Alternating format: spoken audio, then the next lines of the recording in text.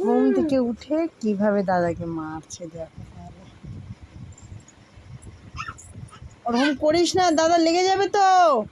এদিকে আয় তুই বাবু। এই দাদাকে একটু ঘুমাতে দে, ঘুমাতে দে করে। তুই দাদাকে মরছিস কেন আবার?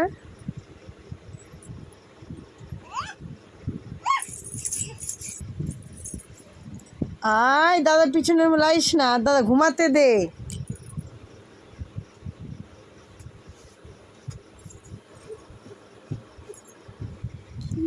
দাদা কি পিটাচ্ছে।